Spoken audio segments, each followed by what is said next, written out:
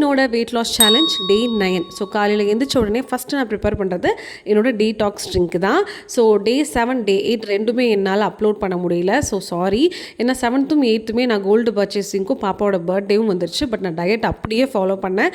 சாய்ஷாவோட பர்த்டேக்கு மட்டும் ஈவினிங் ஒரு கேக் பீஸ் நான் சாப்பிட்டுட்டேங்க. நிறைய பேர் கமெண்ட்ஸில் கேட்குறீங்க, இந்த டீடாக்ஸ் ட்ரிங்க்கை நம்ம குடிக்கும் போது வெயிட் லாஸ் ஆகுமானா? டீடாக்ஸ் அப்படிங்கிறது கழிவை வந்து நீக்கிறதுக்கு மட்டும்தான். ஸோ வெயிட் லாஸ் பண்ணோன்னா ப்ராப்பர் டயட் வேணும். ஸோ சத்தான உணவுகள் எடுத்துக்கணும், சுகர் எடுத்துக்கக்கூடாது, அவுட் சைட் ஃபுட் எடுத்துக்கூடாது, மைதா எடுத்துக்கக்கூடாது, அளவுக்கு அதிகமாக சாப்பாடும் நம்ம இது எடுத்துக்கக்கூடாது, காய்கறிகள் நம்ம எடுத்துக்கணும், நிறைய ஃப்ரூட்ஸ் எடுத்துக்கணும்.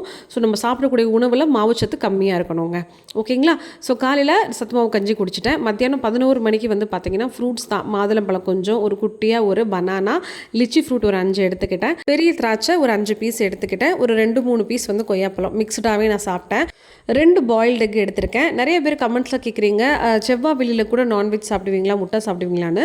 பசங்க எந்த நாள் என்ன கேட்டாலும் ஆசையை நான் பண்ணி கொடுத்துருவேங்க. சப்போஸ் நான் விரதத்தில் இருக்கேன், கோயிலுக்கு போகிறேன்னா நான்வெஜ் எடுக்க மாட்டேன். இப்போ டயட்டுங்கிறதுனால ப்ரோட்டீனுக்கு கண்டிப்பாக நான் எடுக்கணும், அதனால தான் நான் எடுக்கிறேன். லஞ்சுக்கு எனக்கு கேரட் பொரியல், அதுக்கப்புறம் பொன்னாங்கண்ணி கீரை வச்சுருந்தேன். இது வந்து கவுனி அரிசி கஞ்சி.